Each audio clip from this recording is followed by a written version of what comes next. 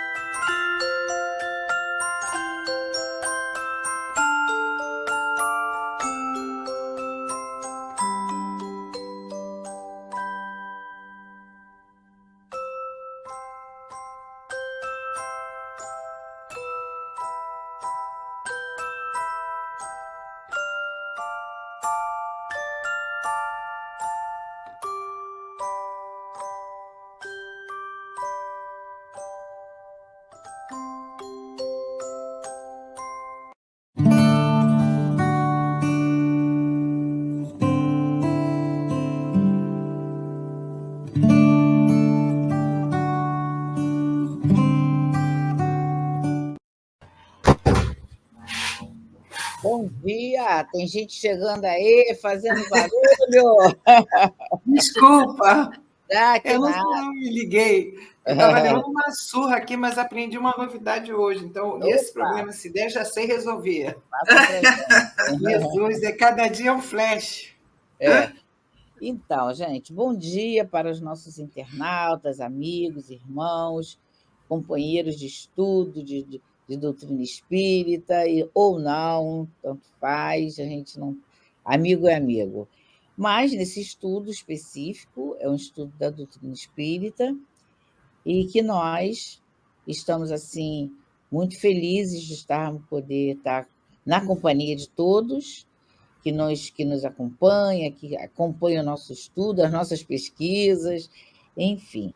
Mas antes nós vamos fazer a leitura do Evangelho e depois entrarmos a prece e entrarmos no estudo propriamente dito. Então, bom dia para todos, mais uma vez, e para a nossa equipe presente, cada um chegando, atropelando, ou não, aprendendo, já chega dizendo que está aprendendo mais alguma coisa, e assim que é a nossa equipe aqui do CELT. E bom dia, Tavares, também. Amália, faz a leitura, por favor, do nosso Evangelho, tá? E a Sueli faz a prece. Tá bom. Você faz a prece sinal, tá, Rosângela? Por favor.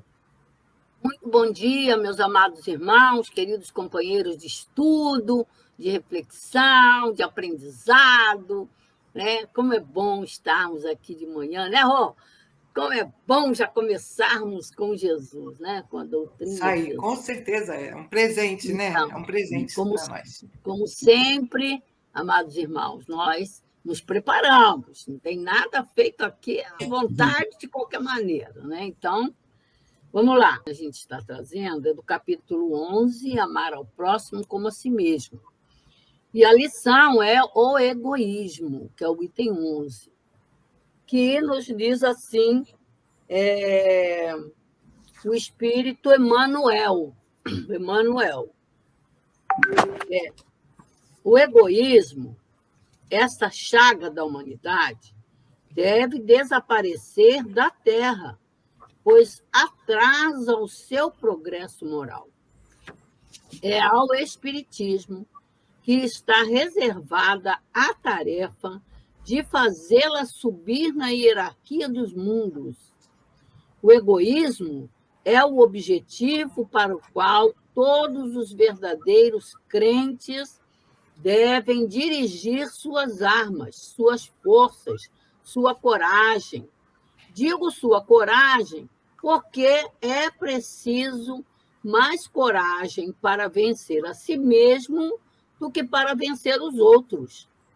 Que cada um, portanto, reúna todos os seus esforços para combatê-lo dentro de si, com a certeza de que esse monstro devorador de todas as inteligências, esse filho do orgulho, é a fonte de todas as misérias aqui na Terra. Ele é a negação da caridade e, consequentemente, o maior obstáculo que o homem tem para a conquista da felicidade. Jesus vos deu o exemplo da caridade e Pôncio Pilatos do egoísmo. Por quê? Quando o justo vai percorrer as santas estações do seu martírio, Pilatos lava as mãos dizendo: que me importa?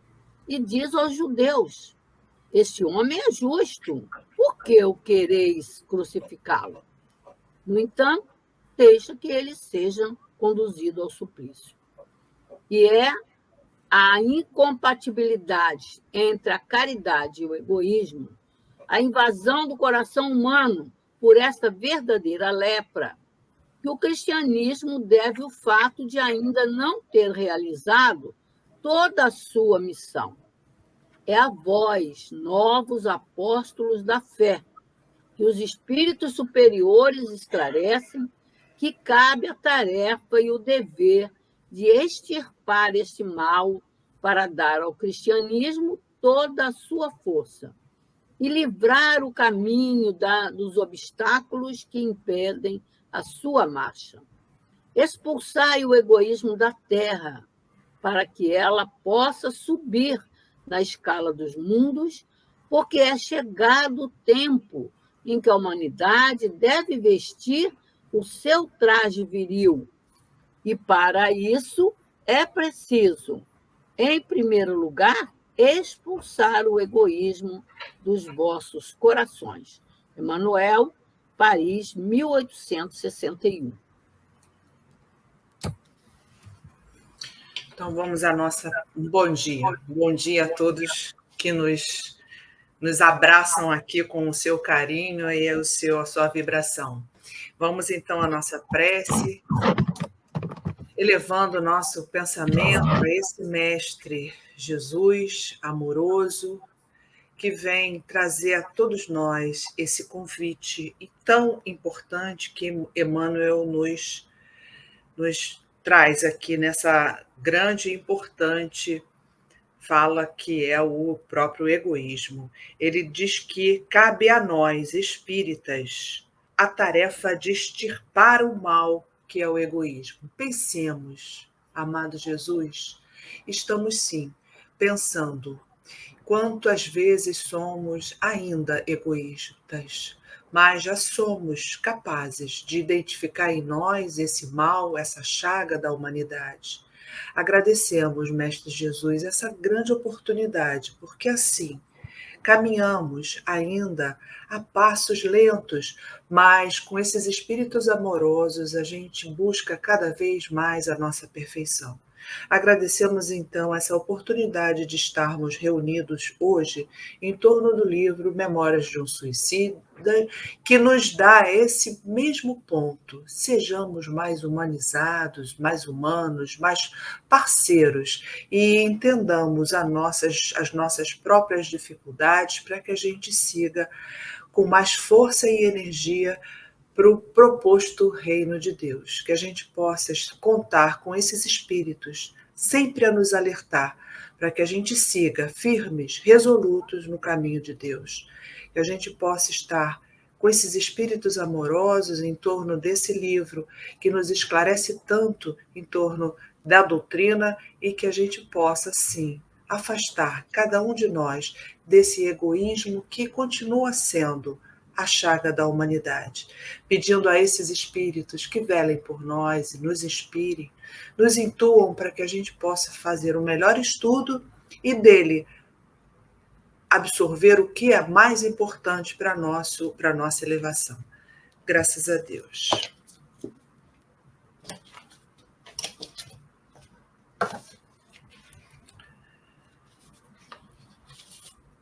Então, vamos lá.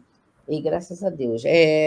Hoje nós estamos iniciando, nós estamos no Memória de Suicida. O livro é dividido em 3 partes. Nós já estamos na segunda parte, no capítulo 8, e na Torre de Vigília. Iniciamos hoje a Torre de Vigília. Então, é um tema, como todos os temas que aqui, toda vez que a gente for falar, a gente vai dizer que esse tema é muito importante, porque o livro é todo muito importante, o livro é o monumento, vamos dizer assim, da obra espírita, com esse foco na questão da prevenção do suicídio. Se tem um livro que a gente indica como um livro maior para essa prevenção, é o Memória de Suicida, com o Livro dos Espíritos do lado, tá? Porque a gente estuda estudando as outras obras básicas e obras complementares, que é um paralelo que a gente vai fazendo. Esse livro pode ser lido sozinho. Ele é bom estudado em grupo, em equipe.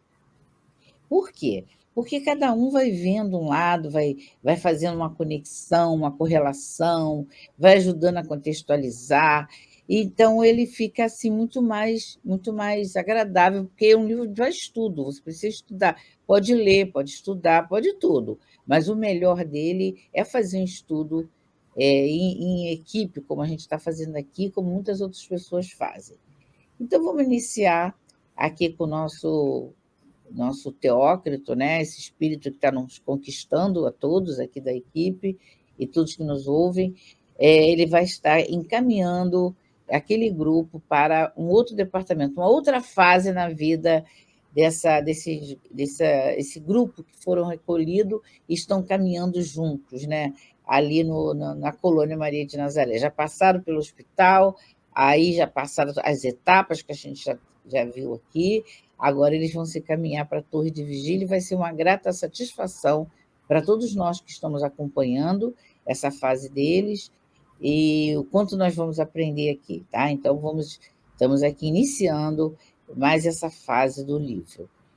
Vou pedir, então, para a Sueli, faz a leitura direta, porque tá? Aí depois a gente vai dividindo. É dividido em 3 itens. Por favor. Vamos sim. Então, vamos acompanhando aí. Em tão viciadas condições, jungidos a prejuízos calamitosos, nada lograríeis assimilar na espiritualidade, não fora o recurso das formas concretizadas dos empreendimentos a que vossas mentes estavam habituadas. Convinha tolerar vossa ignorância e fraqueza mental a benefício de vosso próprio progresso. Convinha aplicar a caridade santa bastante para as mais importantes consecuções em curso em curto espaço de tempo. Infinitamente misericordiosa, a providência suprema faculta aos seus executores liberdade para servir ao bem, dispondo métodos suaves, de preferência prudentes e persuasivos. Daí o darmos a todos vós o meio da calamidade a que vos entregastes, o tratamento que melhor assentaria o vosso estado mental, por mais rápido e eficiente no auxílio urgente de que carecieis. Quando bastaria, em verdade, a reação mental de vós mesmos para conjurar o mal que vos afligia, se estivesseis em estado de tentá-la. Mercê da sábia providência, hoje aqui nos reunimos para estas singelas instruções a que já podeis emprestar o valor devido. Assim é, portanto, que o que nos competia realizar a vosso benefício foi integralmente realizado, isto é, levar hábil e pacientemente vosso estado vibratório às condições de suportar desprogramação nova em vossa trajetória de espíritos delinquentes, que por isso mesmo muito terão a realizar. Uma vez recuperados ao estado espiritual, devereis trabalhar a prol da reabilitação. Vossa permanência nesse departamento foi como um curso preparatório para admissão em planos onde será preciso demonstreis todo o valor e boa vontade que sois capazes. Muito bem. Então, a gente viu aí esse início. Isso aqui é fala de Teócrito, tá?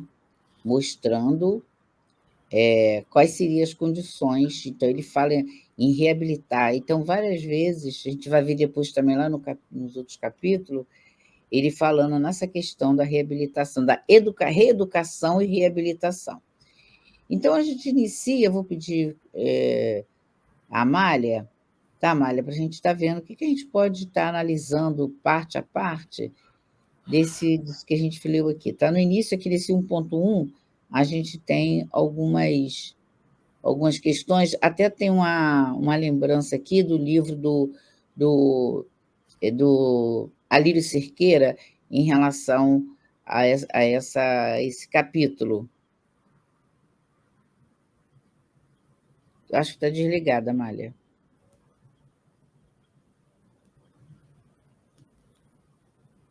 Está fechado, Amália.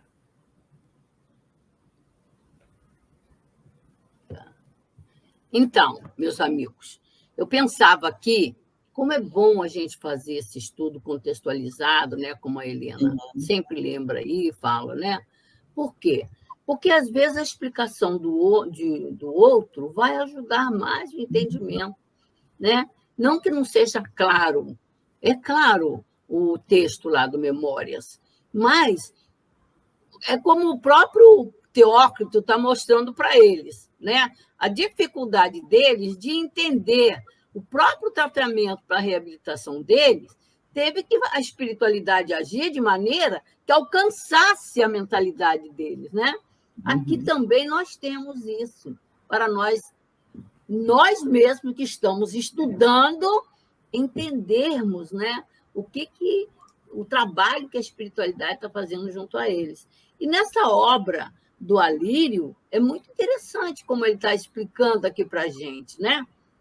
Como é que a misericórdia divina atua para que os suicidas sofram um pouco menos, sendo amparados dentro do que é possível fazer. Não foi o que o Teócrito acabou de mostrar para a gente? Dentro do que foi possível fazer para que eles, no estado tão difícil que se encontravam, pudessem perceber que tudo aquilo que estava sendo feito era para benefício deles. Porque, na verdade, eles estavam desencarnados, estavam no plano espiritual, mas eles ainda não tinham noção. Por isso, precisavam, por exemplo, quando o Teócrito diz lá, precisamos falar no estado que vocês se encontram. Deixa eu só buscar aqui, Helena, só para não... as vossas... no estado em que as mentes deles estavam habituados a pensar, a se ver como ser encarnado, eles ainda se viam assim. Aí continua aqui o nosso Alírio. O suicídio é o maior crime que o ser humano pode cometer perante as leis divinas, pois é uma afronta à própria lei de amor. Mas, mesmo assim, a misericórdia divina é infinita e Deus jamais abandona nenhum dos seus filhos, mesmo quando eles cometem crime como o suicídio, que é o maior, como é lembrado ali. O suicídio é o maior crime de violação à lei de amor de Deus por nós.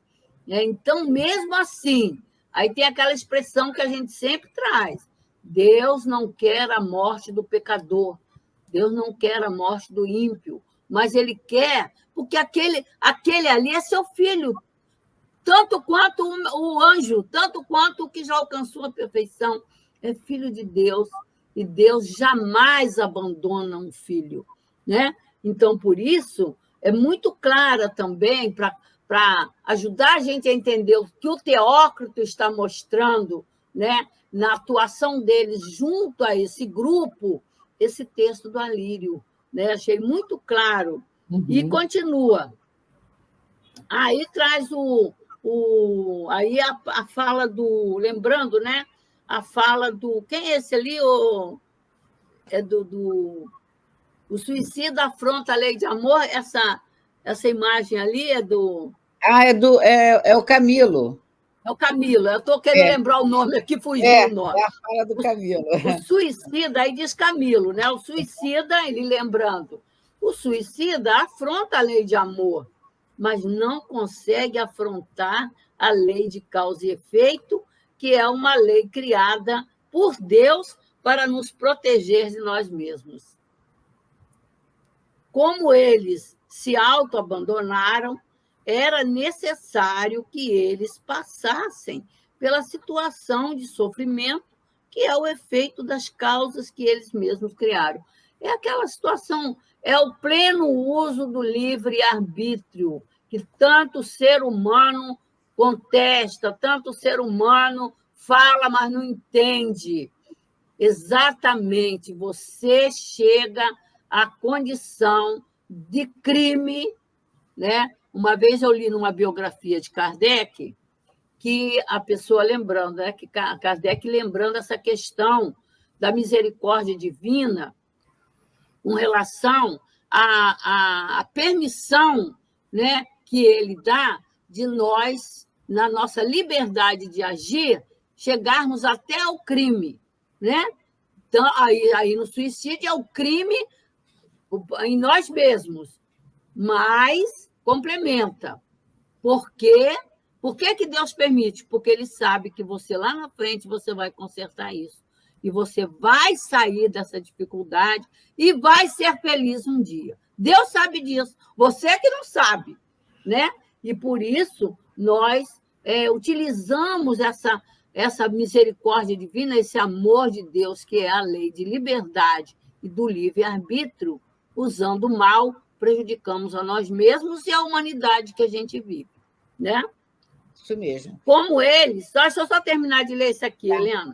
Sim, sim. Como eles se autoabandonaram, era necessário que eles passassem pela situação de sofrimento, que é o efeito da causa que eles mesmos criaram. Você agiu, você criou, você complicou, agora vamos consertar, não é? Por serem delinquentes perante a lei divina, tentaram afrontar a lei maior da vida, que é a lei de amor. Olha, ontem eu aprendi uma coisa sobre a lei do amor fantástica, depois eu falo para vocês. Vai deixar a gente curiosa? Sim? Com Krishna, hein? Com Krishna. Olha, queremos saber, hein? Então é isso, Bore. A gente está vendo aqui, eles mesmos, né? Nós trouxemos algumas pesquisas e a fala do Alírio Cerqueira, que ele tem um livro que fala também sobre suicídio, que é baseado no Memórias, e aí ele vem trazendo... Ele é um psicólogo, né? Ele tem uma experiência também muito grande no estudo desse livro, então nós achamos muito importante estar trazendo para vocês assim alguns pensamentos dele, tá? E aí e outros pensamentos também. Vê aí como que você pode também estar trazendo a sua reflexão sobre esse texto que a Sueli leu hoje. Eu Já que estava você... pensando, Helena, e todos nós, né, que a questão mesmo do uso do livre-arbítrio, né, enquanto a gente não sabe usar, né, e não tem outro jeito de aprender a não ser colhendo os efeitos das nossas escolhas, né? E o mais importante que eu sempre gosto de repetir é o esclarecimento que a doutrina espírita nos dá, através do estudo, que nos permite entender que tudo que acontece conosco não tem função, isso eu repito sempre, porque é uma coisa que algumas pessoas ainda trazem de achar que o sofrimento é um castigo, e não é punitivo, é educativo. Ele fala aqui, né? A gente vai aprendendo a chegar na lei divina, na lei de amor, com a nossa dor, com o nosso erro, com o efeito daquilo que a gente faz. Esse efeito, com a maturidade do senso moral, com a maturidade do espírito, vai fazendo com que a gente pare e pense: espera aí, tem alguma coisa aqui que eu posso fazer, não é possível. Por quê? Inegável para nós é a misericórdia divina. Deus não faz isso para castigar, para maltratar, porque você é um criminoso, não. Você é um criminoso. Então agora você tem que reaprender para para mudar a sua condição, né? Então, só o desapontamento é uma coisa que é impossível de se... Isso está lá, toda hora a gente fala sobre isso em relação ao suicida, né? Isso é uma coisa que ele vai ter, todos eles têm e não escapam disso, né? Mas fica naquela situação difícil, permanece nessa situação deplorável, vai sofrendo, vai tendo, mas jamais sem ajuda, sem apoio, sem acompanhamento, no mínimo, até que ele próprio consiga enxergar e buscar alguma coisa. Aí eu penso no nosso dia a dia, em nós, né? A gente está aqui nesse contexto que a gente está trazendo de vida, nesse momento tão delicado, em todas as frentes praticamente planetárias, a gente está vendo uma situação mais complicada, e aí a gente precisa pensar, antes de pensar em julgar, o que a humanidade, ou nós particularmente, temos que aprender com isso, né? Porque se nós entendermos a ideia da lei de causa e efeito, a ideia de Deus, e confiarmos nisso, nós caminharemos com mais segurança e não caminharemos tão sozinhos, né? A gente vai aprendendo com a doutrina espírita que a gente pode e deve, sim, buscar a ajuda dos nossos benfeitores, dos amigos espirituais, para as nossas decisões, pedir inspiração, pedir fortalecimento, pedir que nos orientem, que direcionem o nosso pensamento, que nos ajudem. Com isso, a gente vai tentando fazer escolhas melhores. Algumas coisas nós já afastamos, provavelmente não façamos mais, mas outras ainda fazem parte do nosso dia a dia, né? Como o famoso orgulho, a famosa vaidade, essas coisas ainda são também bastante danosas para nós, né? Então, eu acho que entender que a lei de causa e efeito funciona para nos ajudar, ele fala aqui no finalzinho da importância dessa lei, né? Que a gente não foge dela. A gente pode até não amar, mas não amar vai ter um efeito. A gente pode até cometer algum crime, cometer crime vai ter efeito, assim como o trabalho no bem vai ter efeito.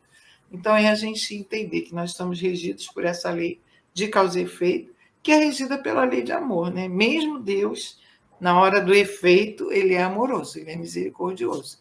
Então, é confiar e caminhar, né?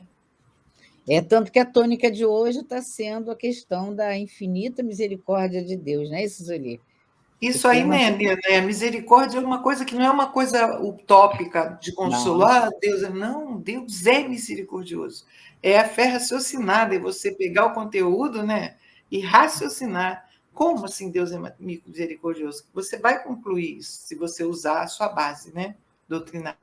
Exatamente. A Amália iniciou, antes de passar a palavra para a Sueli, a Amália iniciou com um texto do Eclesiástico, né, que Kardec colocou justamente no início do céu e inferno, né, que é o Eclesiástico 33. Eu juro por mim mesmo, disse o Senhor Deus, que não quero a morte do ímpio, mas que o ímpio se converta, que ele deixe seu mau caminho e que viva. Inicie o seu inferno com essa reflexão de Ezequiel. Na verdade, é de Ezequiel, não é do Eclesiástico, não, eu errei. É de Ezequiel. Aí, todo o seu inferno é essa obra monumental que vem mostrando, entre muitos outros assuntos, vem mostrando se a gente fala assim, ninguém voltou para falar, voltou sim. Está lá no seu inferno, depoimento do espírito feliz, do espírito mediano, do espírito que largou a vida pelo suicídio, e por aí afora. Então, voltou sim, e está ali, e de uma forma empírica, não. E de uma forma experimental, de uma forma usando o critério da ciência mesmo. Como a gente sabe que os princípios da doutrina espírita, ele está baseado, que é o grande diferencial da doutrina espírita para as outras ciências e para as outras filosofias, é justamente esse princípio. Não existe misticismo, existe ciência, existe fato, conquista, paralelo, o grande, como está lá no início, aqui logo no início do Evangelho, ontem nós falamos isso no estudo de André Luiz, na introdução, o 2 da introdução, a gente sempre fala, porque é muito importante, como Kardec coloca, olha, a autoridade da doutrina espírita. Olha o título, autoridade da doutrina espírita. O que é a autoridade da doutrina espírita? Olha o que ele fala que é autoridade. É o controle universal dos ensinamentos dos espíritos. Logo no iniciozinho, ele diz assim, se a doutrina espírita fosse uma concepção puramente humana, só teria por garantia os conhecimentos daquele que a tivesse concebido.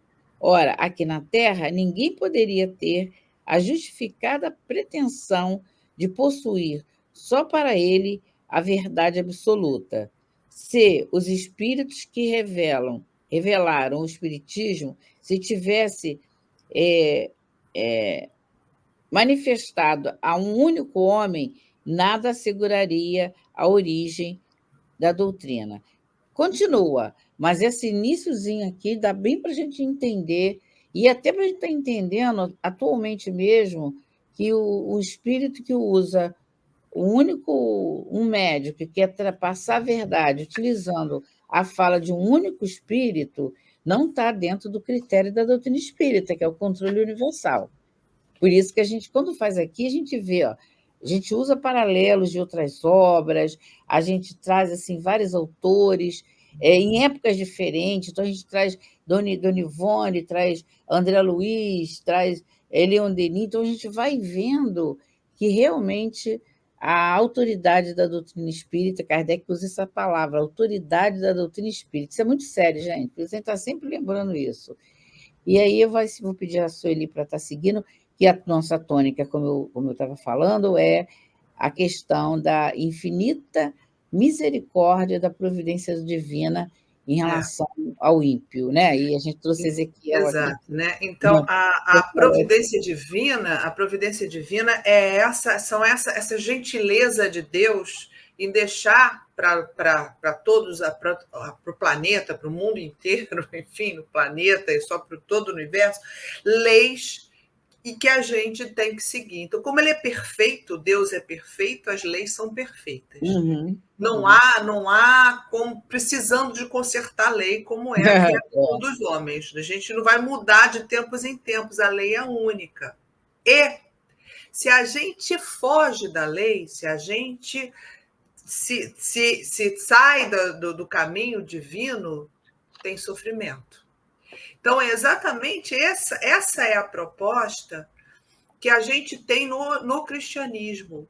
É entender que essa lei é divina, é natural e é imutável, e a gente tem que segui-la. E como a gente ainda é imperfeito, ainda não tem esse entendimento na plenitude, a gente faz os desvios e a gente precisa encarnar e reencarnar tantas vezes quantas forem necessárias para a gente entrar à lei. Enquanto isso, nessas encarnações e repetições de erros, nós somos muito amparados, porque também, fazendo parte da lei, há uma compreensão universal com relação às nossas imperfeições. Obviamente que eles, os espíritos, os que são tutelados, todos nós, sempre temos um espírito para nos impulsionar. A gente não está sozinho, a gente sempre está ao caminho sendo empurrados para não errar, para não sair da lei, porque teremos sofrimento. E essa é a dimensão muito maior do sofrimento no caso de uma lei que foi derrogada, e é uma lei mais grave, que é a da vida. Sair da vida através do suicídio é lei derrogada com muita gravidade. Porque a lei divina, você tem que seguir o seu caminho evolutivo e você impede se fazendo de Deus. Então, nesse caminho, esse erro é muito grave e, por isso, há esse grande sofrimento, como outras também a gente sofre, mas ela particularmente, como nos fala aqui o Alírio Cerqueira, tem um grande desapontamento, né? O suicida, ele se sente culpado, envergonhado, e aí comete suicídio, e, consequentemente, ele vai ter um grande desapontamento. Porém, essa parte que é mais importante, mesmo assim, seremos amparados, porque se a gente recordar lá a parábola da grande ceia, a gente já entende que somos todos convidados para participar desse grande banquete que é a lei divina. Somos todos convidados. Porém, muitas vezes a gente é convidado, nós espíritas já entendemos, então somos... Logo, houve os primeiros convidados, que foram esses apóstolos e os profetas, que já sabiam da lei ou já estavam mais preparados e entraram no banquete. E nós, os incautos, os ainda que somos tão imperfeitos, entramos no banquete, mas não vestindo as vestes nupciais, não entendendo qual é o caminho da lei, nós vamos ser convidados a nos retirar. Retirar do banquete, sim. A gente precisa de outra encarnação, porque saímos do banquete por nossa própria negligência. Então, a gente sai, sim, do banquete tantas vezes porque não entendemos e não vestimos essa capa da perfeição ainda. E, por conta disso, a gente vai ter que reencarnar tantas vezes, mas a providência divina, como a Amália já colocou, não deixa esse ímpio a revelia. Somos sempre muito amparados, temos outras oportunidades, e aí a gente vai ler aqui um texto importante para a gente pensar assim, fechar esse pensamento. Se nós não fizermos a nossa parte, não há como impedir o mau uso do nosso livre-arbítrio. É o que a gente estava falando. A gente tem que buscar a veste nupcial, buscar o caminho do bem. Mas, se a gente não tem o caminho, não buscou o caminho do bem, a gente vai ter sofrimento, né? Sofrimento moral, não é nem o sofrimento físico. O sofrimento moral é muito mais grave, muito maior dimensionadamente. Em todas as situações em que acontece algo semelhante ao que está relatado, aqui no caso do Memórias do Suicídio, ela vai falar assim no Memórias: em tão viciadas condições, jungidos a prejuízos calamitosos, nada lograrias assimilar na espiritualidade. Não for o recurso das formas concretizadas do empreendimento a vossas mentes que estavam habituadas. Então é isso, às vezes a gente fica fechada nas nossas dificuldades, nas nossas egoísmos, nas nossas vaidades, e aí fica com essa mente viciada. Assim, esses suicidas se encontraram nesse momento. Então, podemos perguntar: será que os bons espíritos atendem realmente às nossas súplicas? A gente está sozinho? Então, eu não estou vendo nada e eu estou sozinho? E a resposta: os espíritos, sim, eles atendem às nossas súplicas, desde que feitas com humildade, sinceridade, e quando percebem em nós o propósito de melhorar interiormente, e ainda quando a gente verifica as nossas necessidades, nossas disposições, que são importantíssimas. Jamais, no entanto, para satisfazer futilidades. Então, é nesse caminho, quando a gente acorda, e o que ainda, muitas vezes, os espíritos não veem esse auxílio, e aí é tão relatado lá no nosso lar, André Luiz estava no umbral, na situação horrível, e não via os espíritos acompanhando, auxiliando. Aqui também no Memórias do Suicida, eles ficaram lá no vale, perdidos em grande sofrimento, não vendo. E nós aqui? Quantas vezes a gente continua no erro do egoísmo, da vaidade, da imperfeição, e não percebe que tem um espírito amigo nos inspirando sempre para a perfeição, para melhorar, para elevar o nosso pensamento. Esse caminho é uma busca do livre-arbítrio, da escolha, de vestir a veste nupcial e então seguir o caminho da perfeição. A Amália quer falar, pode falar, minha amiga. Está fechado o seu... Só para lembrar rapidinho que tudo isso, essas atitudes, são filhas do egoísmo. Né? A lição do Evangelho, extirpar o egoísmo. Né? Nós temos que nos voltar, porque tudo isso é fruto do egoísmo, todas essas nossas atitudes, né? Pode continuar, Celia, só para lembrar quanto que o Evangelho, né, nesse momento, é importante. Tá. Né? Contextualizado ali.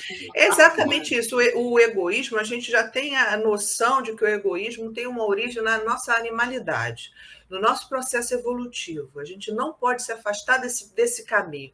Nós, olha, tivemos a providência divina nos deu esse caminho para a gente evoluir pelas escolhas, pelo livre-arbítrio. Se a gente continua na animalidade, naquela coisa ainda primitiva, a gente não segue adiante. Então, essas nossas escolhas vão fazer toda a diferença. A gente tem um livro aqui, para a gente contextualizar, que é do Emmanuel, fala de Emmanuel, é o livro da esperança. Ele fala assim: a providência divina jamais deixa de entender as nossas súplicas, desde que partam de um coração sincero, predisposto a evoluir e purificar-se. É isso aí que a Amália está falando. Nós ainda temos muito de orgulho, mas a gente precisa ter a disposição, a vontade de dar o passo à frente, e os espíritos nos auxiliam. Então, a gente sair do egoísmo, sair do individualismo, sair dessa coisa, e nos entender como espírito imortal, que eu acho que essa é uma grande dificuldade para a gente ainda, a gente se olhar e como espírito imortal, e olhar aquela nossa dificuldade de um ponto de vista diferenciado. Eu sou um espírito muito maior do que esse momento exclusivo de sofrimento, e por isso a gente tem que sair dessa coisa pequena do egoísmo nosso, a centralizada, individualismo, personalismo, para se olhar como espírito imortal, e aí fazer a nossa súplica com coração sincero, com o propósito de realmente evoluir, porque eles estão sempre dispostos a nos auxiliar.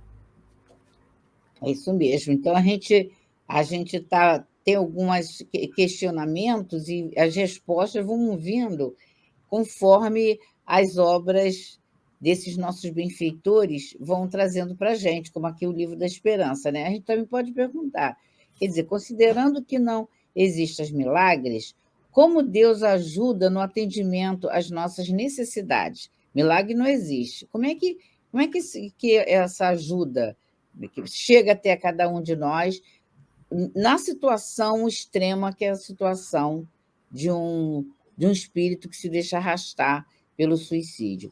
Também tem aqui no Livro da Verdade, o Bore, por favor, Emmanuel está trazendo para a gente uma fala dele em relação a isso. Já que a tônica é a questão da misericórdia, né? Isso é muito bom, a gente esquece muito disso. E se a gente pensando, essa questão de nós termos que fazer a nossa parte para merecermos esse amparo divino, que é a lei, né, de semear e colher, então, você sinceramente buscando, você vai achar. Não quer dizer que enquanto a gente está na dor, e a gente acompanhou isso, esse livro o tempo inteiro, a gente não receba o socorro, porque recebe. Há sempre espíritos atentos, espíritos espreitando para nos ajudar, desde que a gente sinalize que a gente realmente quer o auxílio, né? Então, isso é maravilhoso, quando a gente descobrir em nós mesmos que nós estamos... Ai, meu Deus, eu estou com tanta dificuldade nisso. Olha lá o que ele diz. Não vai ter antes... lendo um trechinho, complementando o trechinho a pergunta que você fez antes, não existe milagre? Como é que Deus ajuda? Ajuda pela inspiração, nos dando força, nos dando paciência, desde que minimamente a gente busque auxílio com o Pai. Então, ela não interfere diretamente, ela não vai resolver o problema para nós, não vai direcionar o nosso corpo, pegar a gente e botar igual um robô por ali, porque senão a gente não vai aprender. E quando ele parar de fazer isso, que a misericórdia divina, a providência divina parar de fazer isso, a gente vai errar de novo, até se conscientizar. É o que você falou, né, Helena? Conhecereis a verdade e ela vos libertará. Então, essa verdade é que vai nos conscientizar. A providência não interfere diretamente no nosso livre-arbítrio. Se ela interferisse diretamente no nosso comportamento, ela estaria interferindo no nosso livre-arbítrio, a fim de nos ensinar que devemos ajudar a nós mesmos, fazendo uso de nossas forças. E isso a gente tem que aprender mesmo com o conhecimento, e esse entendimento ele vem conforme a gente vai ampliando o nosso entendimento da lei de Deus, da lei de causa e efeito, da reencarnação. Nós vamos entendendo que nós somos, como diz Leon Denis, os protagonistas, nós somos os capitães da nossa nau, né? Nós direcionamos. E para onde é que eu quero ir? E aí tem um comentáriozinho ali, pequenininho, mas muito grande. Devemos ser fortes e corajosos quando sobre nós desabarem as inquietações e tribulações de nossas provações. Por que devemos? Porque essas provações, na verdade, são o efeito de alguma causa anterior a isso que a gente, vamos dizer assim, disparou, né? E aí para nós, vem o resultado disso. Essa fala, devemos ser fortes e corajosos, ela está no livro Estude Viva, que é um livro, na mensagem 33, que é um livro ditado para o Chico por André Luiz e por Emmanuel, que deve ter um slidezinho, não tem, mas é do livro Estude Viva, que são mensagens também de estímulo. Se a gente observar a quantidade de mensagens de estímulo que Emmanuel, que tantos espíritos trazem para nós, são para nos ajudar a entender essa lei de Deus. E o quanto nós somos capazes, o quanto nós somos fortes, o quanto nós não estamos sozinhos. Porque se nós minimamente, vamos lembrar do André, né? Estava lá naqueles 8 anos, naquele sofrimento, na hora em que ele lembrou de Deus, o Clarence socorreu. Por quê? Porque dependia dele esse sinal, né? Para que ele pudesse ser amparado. É o nosso livre-arbítrio que vai direcionar. A providência, a misericórdia vão estar sempre ali. O Pai vai estar sempre ali. Mas para que ele segure a nossa mão, a gente precisa estender. Né? Se a gente pode usar isso como uma metáfora. Para que a gente seja amparado, a gente precisa fazer a nossa parte. Aí entra toda a questão do conhece-te a ti mesmo, para a gente reconhecer as nossas dificuldades, aceitar as nossas dificuldades e lutas interiores e começar a movimentar em nós mesmos para que nós possamos modificar isso. Só quem vai modificar isso com coragem e força somos nós, mas jamais sozinhos, jamais. A gente vai vendo, cada vez que a gente pega num assunto, a gente vê o quanto tem de riqueza na doutrina espírita para estar ilustrando e trazendo instrução. Agora, nós já fizemos esse estudo em outro momento. Nessa questão da providência, a gente não pode deixar de falar da Gênesis, o capítulo 2, aonde Kardec vai fazer um estudo bem minucioso sobre Deus. Então, lá nesse capítulo 2, no item 20, a partir do item 20, que é a providência, é o título da providência.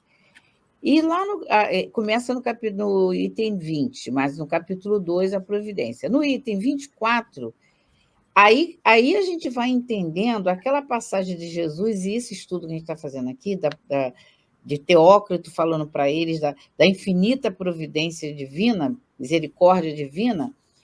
Então, essa misericórdia ela se apresenta com essa providência, né? E aqui Kardec vem dando como é que eu vou dizer, um estudo só fabuloso, só para a gente levar para o resto da nossa existência, que ele diz, que ele vem trazendo a questão de que forma que vem essa providência divina. Aí ele entra com a questão do fluido cósmico universal. Ele vai até o item 33, que ele diz que, como todo o universo está encharcado do fluido cósmico universal, que é o hálito de... Mergulhado, né, Helena? Oi? Está mergulhado, né? Não tem? Mergulhado todo o universo e todas as criaturas. E o veículo do pensamento é o fluido cósmico universal, que é esse fluido que emana de Deus.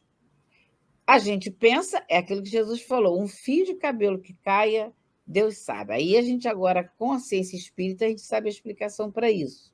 Não tem misticismo, por isso que a doutrina espírita, o princípio dela é ciência.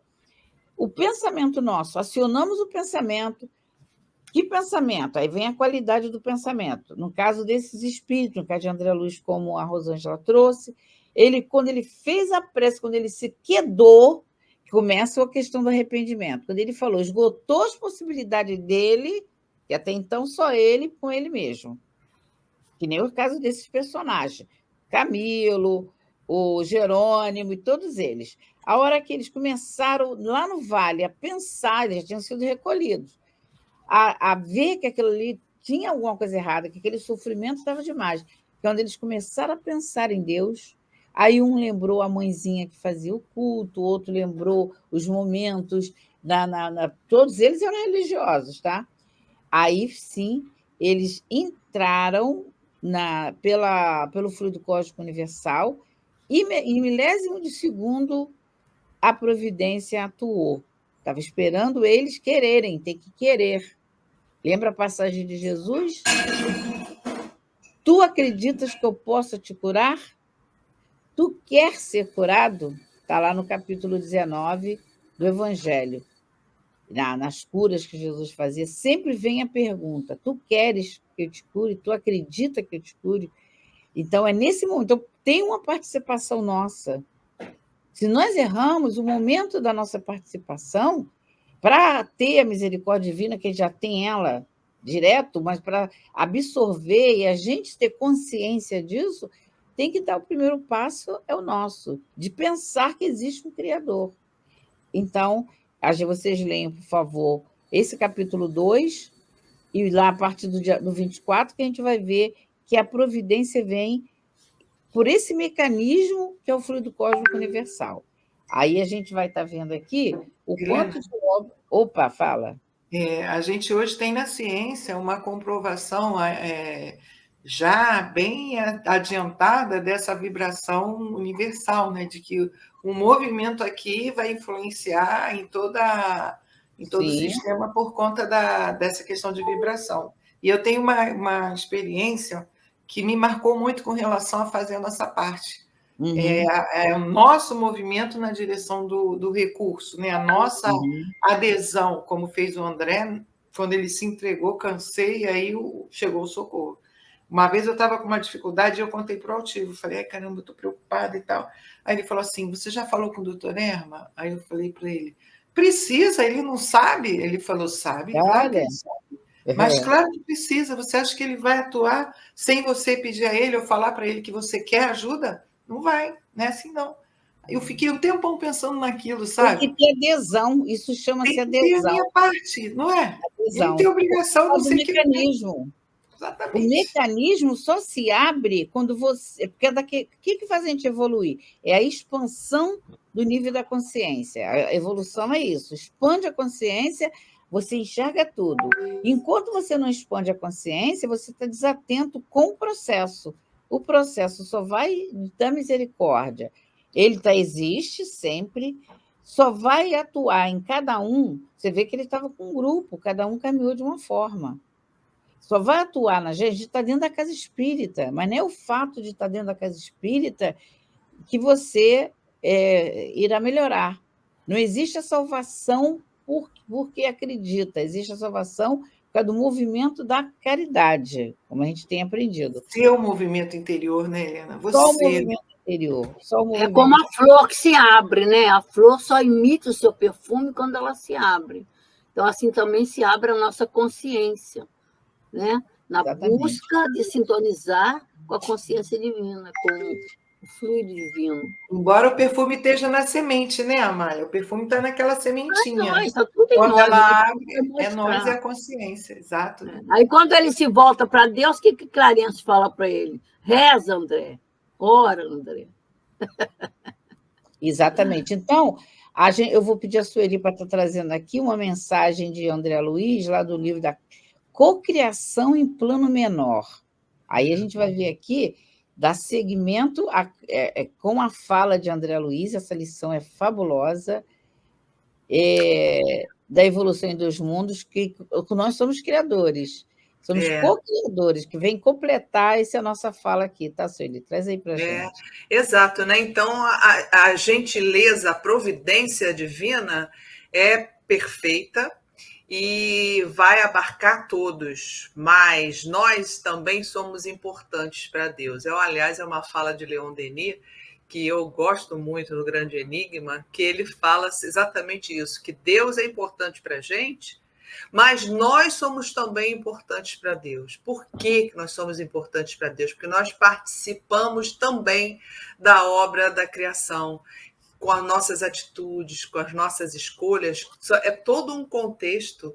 Nós também somos, então, como o André Luiz nos fala, co-criadores em plano menor. Nós somos, sim, co-criadores. A gente auxilia na obra da criação e, por isso, a nossa importância. Quando a gente sai do caminho da evolução, o caminho que é o caminho da perfeição, das leis naturais, a gente sofre e atrapalha a obra da criação. Então, a responsabilidade passa a ser maior ainda. Você está impedindo essa perfeição, que todo o universo progrida junto. Né? A gente está vendo esse momento tão grave que a gente vive aqui no planeta, exatamente atrapalhando esse processo. Lógico que tem tudo controle, a gente não tem dúvida disso. Mas ele impede esse egoísmo, individualismo de cada um de nós. Então, André Luiz vem nos falar no livro Evolução em Dois Mundos, que ele coloca assim: em análogo alicerce, as inteligências humanas que ombreiam conosco utilizam o mesmo fluido cósmico universal. Então, essas potências estão ali utilizando o fluido cósmico universal em permanente circulação no universo para a criação em plano menor, assimilando os corpúsculos da matéria com a energia espiritual que lhes é própria, formando assim um veículo físico psicossomático em que se exprime ou cunhando as civilizações que abrangem o mundo, a humanidade encarnada e a humanidade desencarnada. Então, ele quer dizer o seguinte: há Deus acima de tudo e há os espíritos construtores junto com Jesus, né, para trabalhar em cada humanidade, nas construções propriamente dita, que são transformações desse fluido cósmico universal. E ele segue, dentro das mesmas bases, plasmam também lugares entenebrecidos para a purgação infernal, gerados pelas mentes desequilibradas. Então, quando ele fala isso, a gente já pensa no Vale dos Suicidas. Ou lá no umbral do André Luiz. São essas mentes enternecidas, essas mentes densas, que elas também criam. E olha como nós somos co-criadores. E criadores, e a gente pode criar no nosso pensamento planos maravilhosos, coloridos, de gentileza, ou esses planos inferiores, né? Então, mais no final, a gente vai vendo que cabe nos assinalar que, na essência, toda matéria e energia tornada visível, e que é toda energia, originalmente, é força divina, de que nos apropriamos para interpor os nossos próprios propósitos na criação. Isso aí é muito sério. A gente se apropria dessa força divina para criar. Então, nós temos uma grande responsabilidade com o que a gente pensa, porque o nosso pensamento é criador. Ele vai formar plasmar esse compartilhar com outros seres essa criação divina, cujas leis nos conservam e prestigiam. Bem praticado, constrangendo-nos a transformar o mal de nossa autoria no bem que devemos realizar, porque o bem de todos é o seu eterno princípio. Então, a gente vai ter um momento na obra da criação, a nossa participação no bem é fundamental para a gente ter essa função que, como co-criadores, a gente criar o bem. Para isso, mais uma vez, temos que nos apartar desse egoísmo, das nossas vaidades, das nossas individualidades, para ser um co-criador plasmando coisas para o bem, né? Ele mais à frente ele fala assim: as inteligências humanas não ficam excluídas do processo de cocriação, sendo a elas facultados em grau menor, posto que nosso veículo físico psicossomático demanda no fundo cósmico, possibilitando-nos viver, comunicar e erguer as civilizações, abrangendo a humanidade encarnada e a humanidade desencarnada.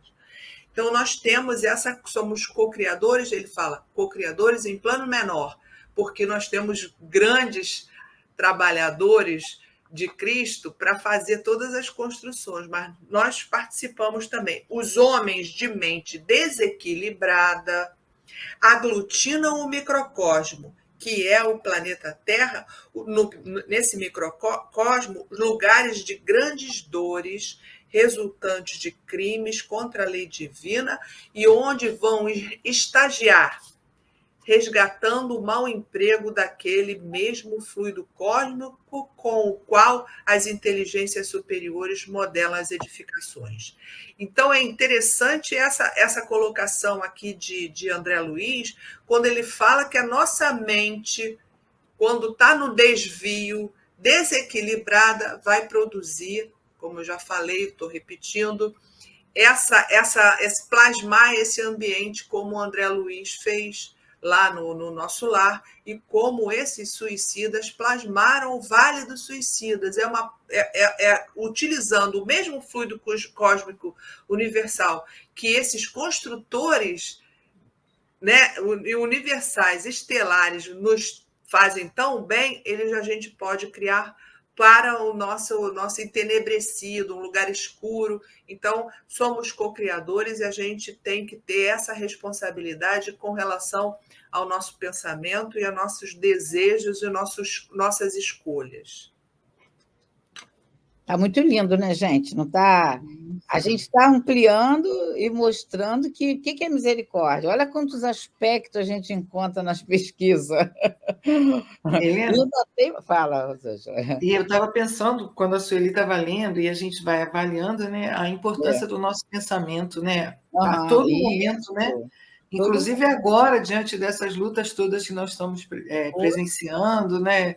A importância do nosso pensamento. Se nós estamos aqui, não estamos isolados disso, não, nós estamos participativos, né? Então, ter sempre um pensamento, confiança em Deus, na misericórdia que a gente está vendo tão grande, né? De misericórdia divina, ela é imensa, e a gente continua, enquanto humanidade, cumprindo a lei, recebendo aquilo que nós plantamos, é causa e efeito. Então, se a gente conseguir entender isso e fazer a nossa parte vibrando positivamente, confiando em Deus, com vibrações voltadas para o bem, diante de tudo que a gente assiste, né? Às vezes vê, meu Deus, que coisa, como é que pode pensar? Meu Deus, envolve. Se tiver um pensamento diferenciado, a gente, de certa forma, certamente vai estar colaborando com os espíritos que estão nesse trabalho, nesse momento, né? Olha a importância do nosso Olha que benefício que é um estudo desse, gente. Aí a gente vai ter medo de ler o Memória se a gente está aprendendo tanto? Porque muitas vezes a pessoa pensa, mas isso aí que é estudar o Memória, olha quanto benefício, olha quanta lição, olha quanta instrução, olha quanto despertamento.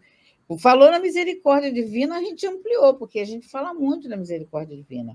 Agora, a gente tem que entender, refletir e acionar, porque como é que a gente vai acionar? Quando a gente vai lá na Gênesis, mais uma vez, na Gênesis capítulo 2, que a gente vai entender que tem um mecanismo, né, que tem um processo. Qual é o processo? Acionar o fluido cósmico universal. E ele só é acionado pelo pensamento e pela tua vontade. Aí, isso ele trouxe aqui esse estudo. Ele é acionado também automaticamente à medida que eu emito um pensamento, aquele pensamento vai vibrar. Então, eu tenho que ter muito cuidado, né? Eu estava pensando no mecanismo que a Amália fala, gosta tanto. Eu aprendi a gostar de mecanismo com você, Amália. Mecanismo, né? Pois é, porque pelo mecanismo o espírito vive pelo pensamento, né? Como está no Livro dos Espíritos, e o nosso grande Leon Denis nos traz a lição do pensamento criador para nós e para o outro. Todo o tempo. Às vezes a pessoa está tudo confuso, todo dando atrapalhado, parece que as coisas não dando certo. Então, o que você tem pensado? Como você tem direcionado a sua vida? Pelo pensamento, né? Que a gente não presta atenção no que está fazendo, mas está pensando e está construindo, e vai fazendo. Então, por isso que a gente se atropela, né? Porque não presta atenção. E aí a gente sabe, conhece-se o homem pelo seu pensamento, né? Verdade. Aí no mecanismo do que ele constrói 24 horas por dia. Daí no mecanismo da mediunidade, ainda em André, ele chama de microcosmo, que é ainda... Não está aí não. Só a gente está lembrando, né? Se a gente fosse fazer esse estudo agora, incluiria o mecanismo da mediunidade, que onde ele diz assim, ó, é aí, nesse microcosmo prodigioso, ó, microcosmo, que a Sueli trouxe aí do Evolução em Dois Mundos, que a matéria mental, ao impulso do espírito, é manipulada e expressa em movimento constante, produzindo correntes que se exteriorizam no espaço e no tempo, conservando mais amplo poder na aura da personalidade em que se exprime, através da ação e reação permanentes, como acontece no gerador comum por suas características próprias de geração de energia. Nesse livro, ele faz uma comparação desse mecanismo de produção de energia da mente com um gerador. Ele chega até a trazer detalhes sobre esse gerador que a gente não vai trazer aqui, que não é o caso, tá? Mas ele traz detalhes sobre esse gerador. Quanto mal a gente faz pelo nosso próximo quando a gente pensa mal dele? Quando os espíritos estão igual flecha envenenada, que você emite, assim como pode emitir um ramalhete de flor, como diz Leon Denis. Envie ao seu irmão uma flor, um bom pensamento. Tudo é construção, meus amigos, tudo é construção. Né? Então, tanto você constrói para o mal, quanto você constrói para o bem. Por isso, você tem que responder pelas suas construções. Fechando aqui com o André Luiz, que ele fala do gerador chute, que esse gerador chute ele é autoexcitado, um gerador mecânico. Então, ele vem fazendo comparação. Tá? A gente vai fechar. O gerador da mente também precisa ser excitado, porque senão tudo fica parado, você fica parado. Aí a gente vai fechar, né, quando eu comecei do mecanismo, quando ele diz emissão e recepção de matéria mental ao impulso do espírito, cérebro e centros energéticos. Aí a gente termina quando ele diz assim, na intimidade do cérebro, através do qual o espírito emite ordens e decisões, você tem que ter poder de emitir uma ordem para você mesmo. Eu vou me concentrar nisso. Traçando o próprio destino, temos os centros da visão. Aí ele vem detalhando todos os centros da visão que existem, os canais que existem. Tá? Lógico que a gente não vai querer avançar nisso, nem é o caso. Só para a gente estar vendo quanto de material a gente teria para entender. Existe a misericórdia, mas você não pode ficar parado. Você precisa acionar. E André Luiz, lá no Mecanismo da Mediunidade, vem nesse ponto que eu li aqui, ele vem, que é o capítulo 9, né? Ele vem mostrando para a gente como fazer isso. Vamos seguir a isso, Eli, por favor, para a gente estar. Tem obras póstumas também. Um pouquinho antes, Helena, tem uma coisa importantíssima desse, se você me permite, quando ele fala aqui, ó, Deus é o sublime dispensador de todas as manifestações do fluido cósmico. Seu hálito. É assim que Deus está em toda parte. Nós estamos mergulhados, como diz Antônio de Aquino, no hálito divino, que é o fluido cósmico. Por isso que o fio de cabelo cai, ele sabe. Porque vai vibrar e ele sabe. A gente pensando com a nossa mente, com o nosso entendimento de 2023, pode ser difícil entender que um fio de cabelo caindo vai vibrar o fluido cósmico de modo que Deus perceba. Mas é isso. Aí a explicação para isso, que é você acionando em milésimo de segundo. Por isso, a doutrina espírita, a gente o tempo inteiro tem essas advertências, que a gente não fala advertência, chama-se instrução para o nosso crescimento. Então, essa instrução ela tem a ver com o processo de educação, tem a ver com o processo de atenção, ação, esforço. E a Rosângela usou esse final, que é um texto grande do mecanismo, da Evolução dos Mundos, que você vê que está bem de acordo. André Luiz, com certeza, estudou a Gênesis, esse capítulo 2 da Gênesis, o item 24, do 20 ao 35, com certeza, porque ele não tirou isso do nada, ele é espírito espírita, então você vê que é a própria Gênesis, ele detalhando a Gênesis, e nós ainda estamos falando da misericórdia divina, gente. Aonde a gente está no Memória? Só para a gente estar relembrando. Aqui, ó, olha o que Teócrito fala. Infinitamente misericordioso, a providência suprema faculta aos seus executores liberdade para servir ao bem, dispondo métodos suaves, de preferência prudentes e persuasivos. Olha que coisa! Não tem violência. Não coloca fardo pesado em ombros leves. Isso, bem lembrado. As lições são de acordo com seu nível, sua capacitação de aprender. Isso é muito sublime. Isso é muito sublime.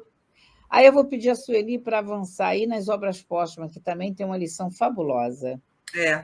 Então, assim, a gente está falando de misericórdia divina, e mais uma vez a gente vai falar que nós somos os responsáveis, né, de trabalhar esse microcosmos para nosso favor, em favor de toda a humanidade, de todo o universo. E aí, nesse Obras Póstumas, a gente vai analisar esse ponto especial que é também da providência divina, mas como a gente tem que se reabilitar.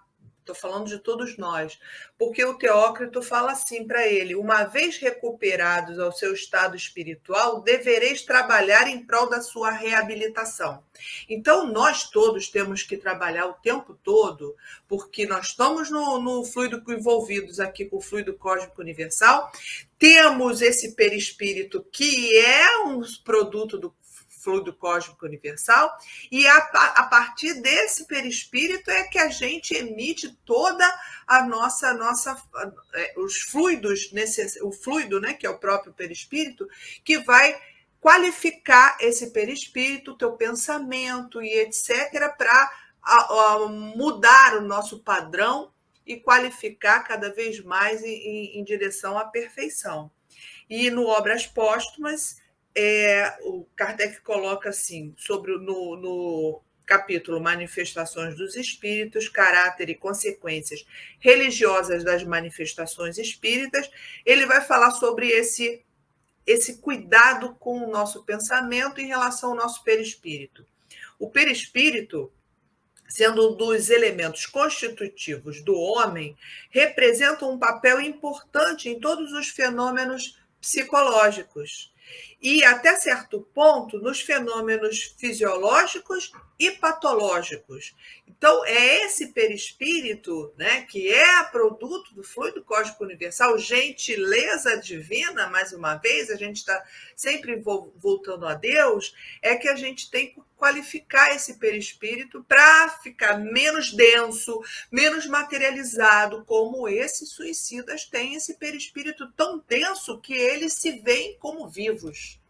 Eles estão lá no plano espiritual ainda tão apegados à matéria, tão apegados ao corpo, que eles identificam os vermes comendo esse corpo ainda em decomposição, porque esse perispírito está tão denso, e esse perispírito a gente pode, pelo pensamento, qualificar de modo a ficar mais fluido, mais desapego, mais uma vez, saindo do egoísmo e do orgulho.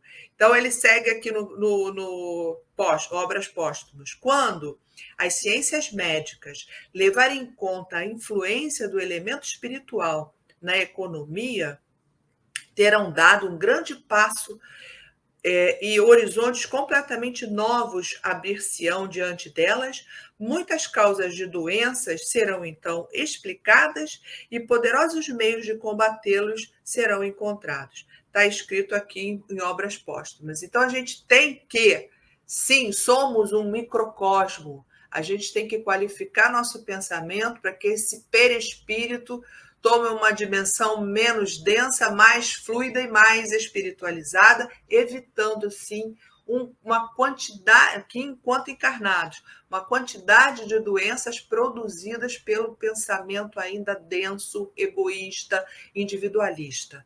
A gente tem que ter essa certeza e essa dimensão para nos fazer a autocura, porque a autocura é exatamente nesse particular.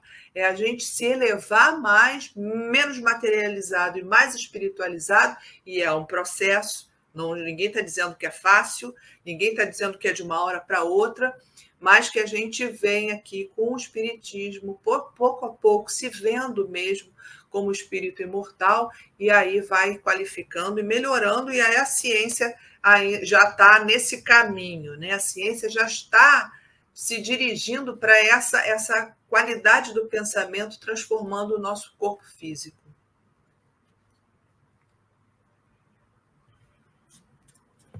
Helena, então, aí a gente está falando aí da misericórdia divina, né? Como a Sueli acabou de afirmar.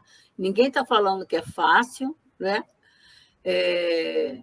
Ninguém está falando que é fácil, mas é possível. E a misericórdia divina está exatamente no tempo ilimitado que nós temos para reabilitarmos, reconstruirmos. Olha lá, meu filho, vai de novo, você vai conseguir, vai de novo, você vai conseguir. Nós somos milenários, nós somos imortais. Exatamente. A gente tem aqui em Kardec também, na Gênese, capítulo 1, agora é o capítulo 1, item 55. Eu vou pedir você, Rosângela, para ver o que Kardec pode estar ajudando a gente aí nesse que também a gente tem a providência divina, a gente tem a questão da reabilitação, que ele fala lá em cima, né, que a senhora até vai lembrando, que a gente não foge, não, a gente vai trazendo contextualizações, mas a gente está sempre voltando, né, para a fala dos benfeitores. Ele diz aqui, ó, uma vez recuperado, a Sueli já até falou sobre isso, ao estado espiritual, devereis trabalhar a prol da reabilitação. Vossa permanência neste departamento foi como o curso preparatório para admissão em planos onde será preciso demonstrar todo o valor e boa vontade de que sois capazes. Aí entrou Leon Denis, né? Mas a gente tem aqui na Gênesis, capítulo 1, o item 55, Sueli, Rosângela, desculpa. Então, e Kardec nos fala, o espiritismo, marchando com o progresso, jamais será ultrapassado, porque se novas descobertas demonstrarem estar em erro sobre um certo ponto, ele se modificaria sobre esse ponto. Se uma verdade nova se revelar, ele aceitará. O que até agora não aconteceu. Pelo contrário, o que a gente está vendo é a ciência chegando aos conceitos que a gente tem com a doutrina espírita. Mas Kardec quis ser justo e não mostrou ali nenhum temor com relação à mudança e à verdade, né? Então a gente vê que realmente o que a gente tem hoje é, por exemplo, a gente estava falando, Sueli estava falando da ciência e tal, eu estava pensando, né, em questões que a ciência vem constatando com relação, por exemplo, ao chamado, né, que eles chamam de ponto de Deus, o papel da epífise. Você pega o livro do André Luiz, você vai ver lá um capítulo todo sobre a epífise, explicadíssimo, tudo que a ciência está começando a enxergar agora, né? Então, a gente vai vendo que essa colocação de Kardec aqui é de uma abertura imensa, dizendo que se a ciência mostrar que a gente está com algum erro doutrinário, que a gente corrige e fique com a ciência, porque exatamente a nossa fé ela é raciocinada, não tem o que temer, mas até agora o que a gente está vendo é o contrário. Ele ainda continua dizendo também no item 50. Pode ler o segundo trechinho agora? Com certeza. Os espíritos não ensinam, senão o que é necessário para guiar o homem no caminho da verdade. Mas os espíritos se abstêm de revelar o que o homem pode descobrir por si mesmo.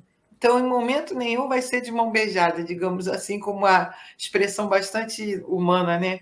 É cada um realmente segundo suas obras, é conquistar, é trabalho, é movimentação, é entendimento. Então, tudo que a gente precisa de informação para acrescentar, nós vamos receber. Agora, as descobertas que vêm daí, por exemplo, a gente entender que conforme a gente vai entendendo melhor, a nossa consciência por si mesma vai desabrochando, nosso entendimento vai ampliando. Isso aí é uma consequência exatamente dessa questão de descobrir por si mesmo. Nenhum espírito vai fazer a nossa parte em nada. A parte que nos compete é nossa. Essa a gente vai ter que fazer. Isso aí. Então, a gente está vendo que a lição da habilitar e reabilitar ela é muito, muito séria, né? Então, nós temos aqui perispírito e o corpo mental. Esse livro é fabuloso. A gente tem muitas lições muito, muito importantes nessa obra aqui, desse autor, né? Que o nome do livro dele é esse aqui, o Perispírito Durval, é o Durval... Scipione, exatamente. Traz aí para a gente, Sueli, o que o Durval Scipione, nesse livro, o Perispírito e o Corpo Mental, tem a dizer para a gente, para nos ajudar. Vamos lá. Ele fala assim: conhecemos ele fala, hoje conhece quase com perfeição a arquitetura do cérebro e as localizações cerebrais. E é verdade, né? O cérebro já é todo mapeado e a gente já entende as zonas que o cérebro responde. Conhecemos as funções de cada pequenina região das circunvoluções cerebrais e os numerosos núcleos cinzentos da base do cérebro, do tálamo, maior núcleo intracerebral, grandemente ligado às emoções, através das fibras do cérebro, de corticais. Sabe-se das vias nervosas, conhece-se locais que recebem sensações, mas o que não se sabe muito bem, como as sensações são levadas pelos nervos na periferia do córtex cerebral, que se transformam em percepções de conhecimento. Então, assim, a ciência já chega em toda a estrutura anatômica, fisiológica do cérebro. Mas a questão é muito maior do que essa. A gente já tem noção, já tem conhecimento que a ciência e mesmo os neurocientistas estão estudando um pouco além dessa estrutura anatômica. A anatomia e a fisiologia, eles conhecem ricamente.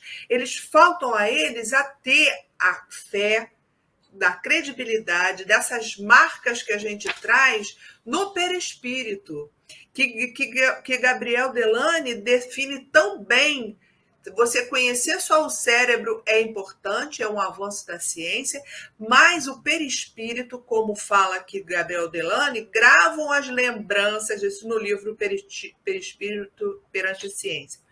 Gravam as lembranças, é nele que os conhecimentos se incorporam, porque ele é imutável. Conservamos, apesar das incessantes transformações, que o corpo é objeto de recordações do que se passou um tempo longínquo. Então, a gente conhece muito cérebro já, hein? Já tem um avanço muito grande e isso é fundamental. Mas a gente há que se conhecer mais essa essência da alma, que é só a ciência espírita, por enquanto, já tem domínio sobre isso, e o doutor Herman já nos afirma novamente que a gente marca o nosso perispírito e muitas vezes formam enquistamentos, ele nos fala lá na Instrução dos Espíritos, esses enquistamentos são as nossas marcas que a gente vai ter que resgatar em diversas encarnações e muitas vezes são focos de obsessões. Então, essas imperfeições, ainda a ciência vem buscando e ainda vai continuar a buscar, não é isso? É isso mesmo. Então, a gente... tem alguma pergunta aí, Sueli? Não, acho que só tem assim as colocações de carinho das pessoas, de um modo geral. Uhum. E a Elizabeth é muito carinhosa, sempre ela fala que Deus abençoe, guarde seu dia. Muito obrigada, Elizabeth. As nossas amigas que estão sempre aqui com a gente agradece muito. Nilceia está aí, dando bom dia, Elisa, Patrícia, a Denise, venha segunda-feira, hein, Denise? Estamos esperando você. Raquel, Maria Angélica, a gente agradece muito o carinho, a atenção. Francisca Quer também, fiel, nossa colaboradora, amiga, querida. Ana Gerhard, Tereza Soeiro, muito obrigada pelo carinho, atenção e vibração pela gente. Isso mesmo. Então, como a Sueli estava colocando, o conhecimento de todo o processo, de toda o órgão cérebro, vamos dizer assim, a ciência do mundo já está conhecendo bem. Agora, o que falta? É o que da Delany aqui no Espiritismo perante a Ciência vem trazendo para a gente. Lê para a gente, Mália, por favor. Na sequência dessa que a Sueli estava lendo. É um pouquinho antes, né? Não, é depois. É aqui, ó, abaixo, quando a gente estudou aqui está aqui na página 9, tá? É Delany perante a Ciência. É no perispírito. Eu já falei sobre isso. Do Delany, né? Tu já trouxe do Delany? Já falei do Delany nesse livro, O Perispírito perante a Ciência, que está na página 9, e agora falta falar aqui na Evolução Anímica, que também ele vai falar de perispírito, Amália. Está fechada, Amália. Então, aqui também tem uma expressão muito interessante aí na página 10, né, que acho que também dá uma conclusão, quando ele diz aqui que o Espiritismo é a única religião, está aqui na página 10, terminando aquele texto do Paul Costa aí. Né?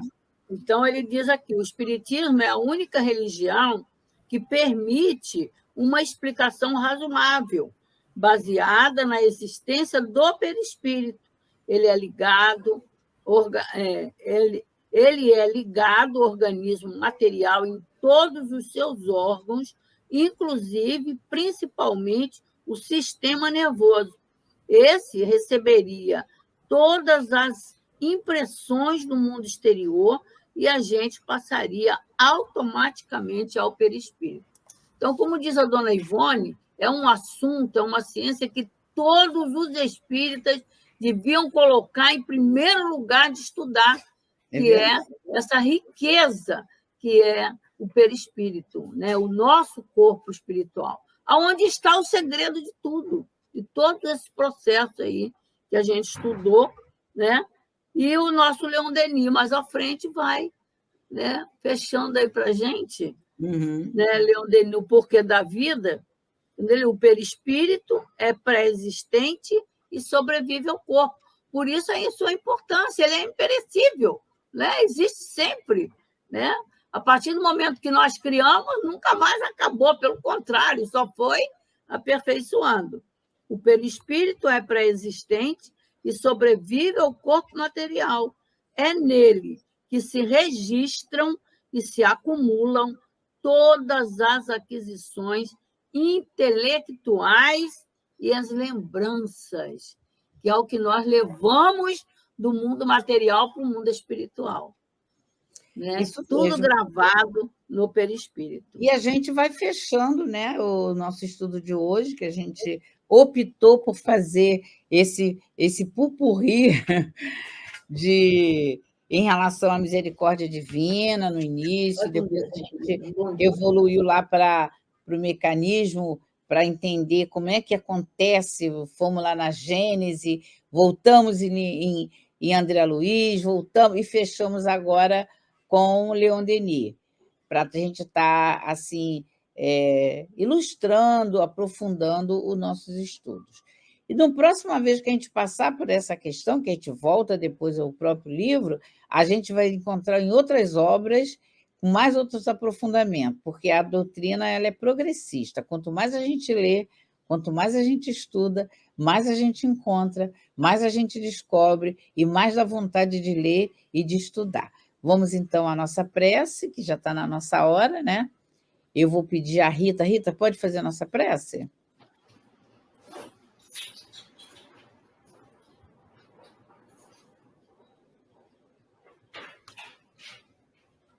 Está chuviscando, tá? Está aberto aí o microfone de vocês. Rosângela, faz a prece, então. Acho que a Rita não está podendo. Tá bom, então. Então, vamos Você mais tinha que tudo... pedido a Rosângela. Ah, tá bom.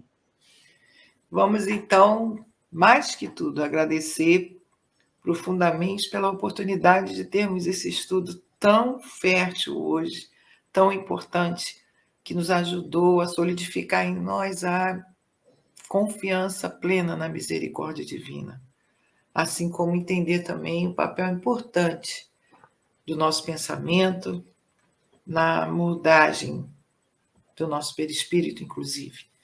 Que a tua luz, Jesus, abençoe a humanidade como um todo, fortalecendo e pacificando todos aqueles que possam ser pacificados, para que colaborem, Jesus, com esse momento de nossas vidas. Que a tua luz também envolva cada um de nós que aqui estivemos, para que possamos ter um dia proveitoso na tua seara e que possamos, na semana que vem, Senhor, com toda certeza, estarmos juntos novamente, fortalecidos pelos amigos espirituais que nos acompanham, na certeza absoluta de que tu és, Senhor, o nosso irmão, o nosso modelo, o nosso guia, e que junto a ti e a Deus, nosso Pai Criador, estaremos sempre, Senhor, fortalecidos. Em teu nome, então, em nome de todos os amigos espirituais que nos auxiliam, em nome de Deus, te pedimos permissão para, de nossa parte, com profunda gratidão, encerrarmos o nosso estudo da manhã de hoje. Que a tua paz, Senhor, continue conosco hoje e sempre. Graças a Deus. Graças a Deus.